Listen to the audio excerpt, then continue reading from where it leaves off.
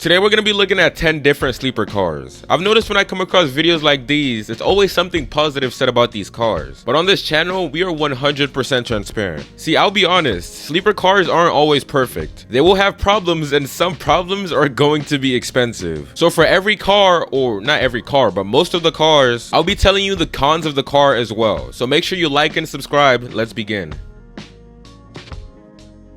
First, we have one of my favorite cars on this list, and that's just because of how unexpected this car is. This is the Chevy SS, not to be mistaken for the Camaro SS. To the regular, unknowing human, this car is just another old economy Chevy. Little do they know that this car shares the same engine as the almighty Corvette C6, the 6.2 LS3 V8. It pushes about 415 horsepower and 415 pound-feet of torque, making this car an absolute sleeper. I am aware that in a time like this, where you could just walk into a dealership and just come out with a 700 plus horsepower car, that might not seem like a lot, but trust me, it is. 400 horsepower is plenty enough to have fun. First, let's start with the pros of this car. I drove one of these before, and the first thing I noticed off the bat was the acceleration. Keep in mind that this car is a boat. It weighs about 4,000 pounds, and the 0 to 60 is about 4.5 seconds. For a 4,000 pound car. All I'm saying is that just from looking at this car, you could never tell. The interior of the SS is also very spacious. I mean, it's a sedan, so it makes sense, but it's very comfortable. Alright, enough of the glazing though. Let's talk about why this car might not be the best idea. First off, the SS was relatively limited, so finding one that hasn't gotten beat the hell up will be hard, but it will be rewarding, so keep searching. And another thing is that, like many cars on this list, the insurance cost, especially if you're a teenager, will be expensive. So be prepared for that as well, but overall, I would say the SS is a good buy. Next, we're going to be talking about the Mazda 6-speed, an absolutely underrated car in my opinion. First, I'm just gonna get this out the way. The interior is garbage. It's outdated and it's old. So that might not be a lot of people's cup of tea. But that being said, for the people who only care about the driving experience, I will say this car is a great buy. You can get it with the option of a 6-speed manual. That paired with the all-wheel drive and its 2.3 liter turbocharged inline-4 makes this car surprisingly fun. It produces about 274 horsepower and the handling is excellent. Just like the SS, not a single soul would ever suspect what this car is capable of, just from the looks. I personally have never driven a Mazda Speed 6, and I don't know anyone else who has, to be honest. But I will say, if anything, that just adds to the sleeper appeal. And FYI, you're not getting this car in low mileage, just being honest. But I will say, this car is not unreliable. Just keep up with your basic maintenance, and this car will last you hundreds of thousands of miles. The Mazda 6-speed has great modding potential as well. The turbocharged inline-4 is an excellent platform. There is countless aftermarket support for these cars, so you should be able to make them pretty clean no matter your budget.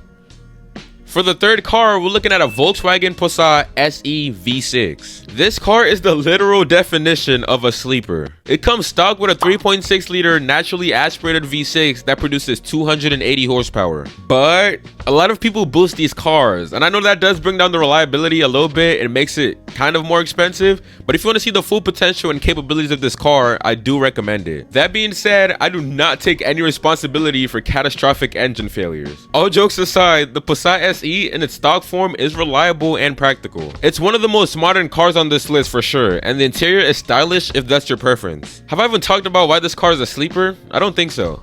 The Passat blends in perfectly as an everyday family sedan, but that V6 is what makes this car an absolute sleeper. Upgrades as little as an intake and exhaust will make a noticeable difference. It has a 0 to 60 time in the mid 5 seconds, which is going to be quicker than most of the cars you will see on the street. Again, this car is not the fastest in the stock form, but if you're feeling ballsy, boost it and you have some of the best driving experiences you've ever had.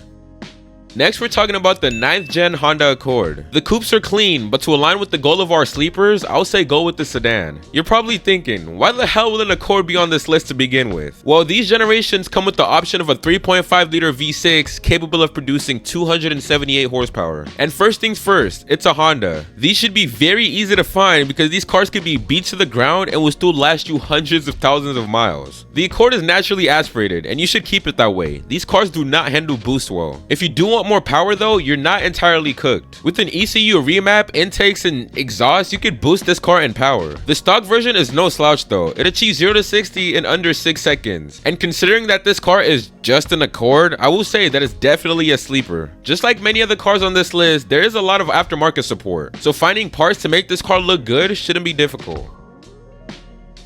For this next car, this might be a little controversial, but I personally consider it to be a sleeper. the Mercedes W204 C63 AMG. It's controversial because many of you guys watching this video know what this car is and can spot it from a mile away. But to the vast majority, this car is just like any other old Mercedes, and I promise you, many people don't understand what this car is capable of. First off, this car is arguably one of the best sounding V8s on the market. It has a 6.2 liter V8 and produces 451 horsepower, which is I think the highest on this list. And as you'd expect, the engine can handle way more horsepower than that. But this car in its stock form already performs better than most. With a 0 to 60 time in the mid 4 seconds, the W204 holds a special place as one of the last naturally aspirated AMGs. But this car is not all perfect at all. It's not the most reliable, but it's definitely not as bad as most will think. Only problem is that it's a Mercedes, so when something goes wrong, it's going to be expensive. So will finding parts. Finding parts would also be expensive. All that aside, I won't recommend this car unless you have money put away for when something actually goes wrong, and this will be inevitable. We're halfway through the video and you haven't clicked that like button already? Click that like button, my friend, and subscribe if you're new. Starting us off in the second half of this video is the Ford Crown Victoria, an old police interceptor with a big old 4.6 liter all-American V8. Stock, these cars produce only about 250 horsepower. But here's the catch, nobody who gets these cars keep it stock. And if you plan on keeping it stock, get a Civic, because the Civic would probably be more fun than this car. The Crown isn't actually all bad as I'm making it seem. At the end of the day, it still has a V8. So maybe that alone can classify it as a sleeper? Maybe? No? Anyways, the aftermarket support. Yes. These cars were old police cars, as I said earlier, so parts should be abundant. And it's a V8 with rear-wheel drive, so even being slow, it's still one of the cars that can still be fun. It doesn't have an option for a manual though, so it's just kind of a downside, but again, I'll say, if you want to get this car without the intentions of modifying it, it could be underwhelming. Other than that, great starter car for sure. Almost done with the video now, but that doesn't mean the cars are getting worse. In 7th, we have the 2017 Ford Fusion. And my friends, this car has a 2.7 liter twin turbo V6 that produces 325 horsepower. The tuning potentials on this car are endless, but unlike the Ford Crown, this car packs a punch in its stock form as well. I'm talking 0 to 60 in low 5s as a family sedan. A family sedan that looks like this for that matter. If this isn't the ultimate sleeper, I do not know what is. The aftermarket support is not great, I'm gonna be honest with you. You will have a difficult time finding parts, especially for cheap. But nevertheless, if you look hard enough, you will find them. Remember, this car is from 2017, which is very recent compared to anything else you see on this list. So if comfort and modern day technology is your thing, I'll definitely suggest this car to you. These cars are practical as well, but who cares? I mean, if you do, that's cool. But I assume most of you are here for the performance. The Fusion is limited to the 6-speed automatic transmissions, but having driven one myself, I will say the gearbox isn't half bad. And as for reliability, this car does come twin turbocharged, and keeping that in mind, I will say it's fairly reliable. It obviously won't be as good as the Hondas on this list, but it is definitely decent enough if you keep up with maintenance.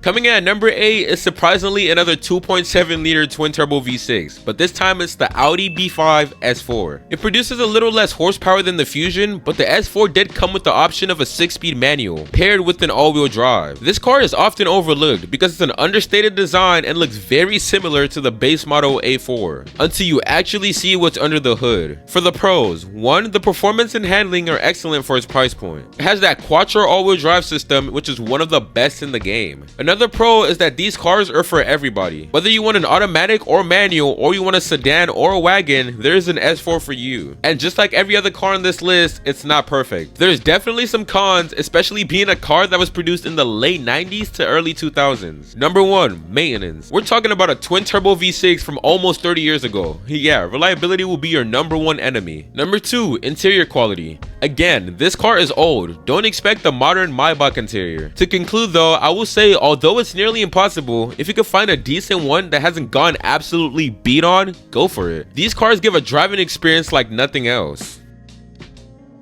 Now we're closing in on our 9th car, and it's gonna be the Mercedes-Benz E550. Very similar to the W204 I mentioned previously, these cars just look like an older Mercedes to the regular person. But under the hood, they come packed with a 4.6 liter V8, which delivers 400 plus horsepower in its stock form. And unlike the W204, it comes with the twin turbo. And you all know exactly what that means. The modding potential is vast, thanks to upgraded turbos, ECU remaps, intakes, exhausts, and all that good stuff. It's a Mercedes, so maintenance will run you for your your money, but for the most part, this car is reliable, assuming you're on top of your maintenance game. Oh yeah, the aftermarket support. Well, it's an old E-Class. You almost always find everything you need. So do I recommend the E550? 100%. If you have the money, yes, go for it.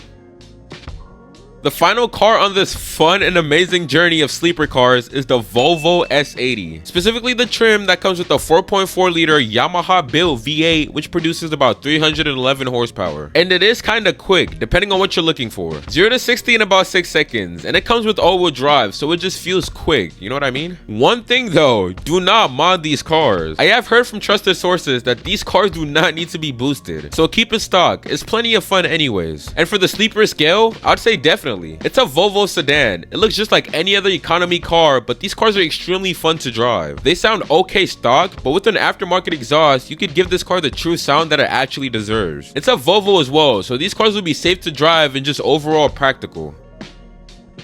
So there we have it. I definitely tried my best to find cheap sleeper cars for every driving style. Whether you're a manual head or you just don't care. Either ways, I hope you all enjoyed the video. For more content like this, you know what to do. Hit that subscribe, don't forget to make that like button blue, and until next time, my friends.